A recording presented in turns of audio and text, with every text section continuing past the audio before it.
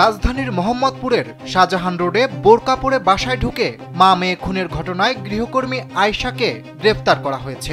দুপুর 12:30টার দিকে বরিশালের ঝালকাঠির নলসিটি এলাকা থেকে তাকে গ্রেফতার করে মোহাম্মদপুর থানা পুলিশ। পুলিশের তেজগাঁও জোনের মোহাম্মদপুর অঞ্চলের সহকারী কমিশনার আব্দুল্লাহ আল মামুন গণমাধ্যমকে বিষয়টি নিশ্চিত করেছেন। তিনি বলেন, তথ্য প্রযুক্তির সহায়তা ও গোপন সংবাদের ভিত্তিতে আয়েশাকে গ্রেফতার করা হয়েছে। তিনি নলসিটি এলাকায় তার এক আত্মীয়ের বাসায় আত্মগোপনে ছিলেন।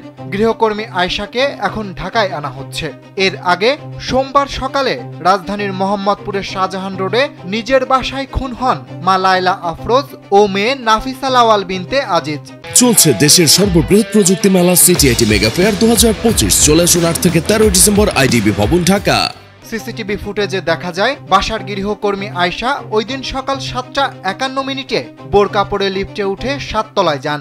পরে সকাল 9:35 মুখে মাস্ক, কাঁধে একটি ব্যাগ এবং স্কুল ড্রেস পরে বেরিয়ে যান। এ ঘটনায় গৃহকর্মীকে আসামি করে মামলা করেন গৃহকর্তা এমজেড আজিজুল ইসলাম। হত্যাকাণ্ডের 4 দিন আগে ওই বাসাতে গৃহকর্মীর কাজ নেন আয়েশা।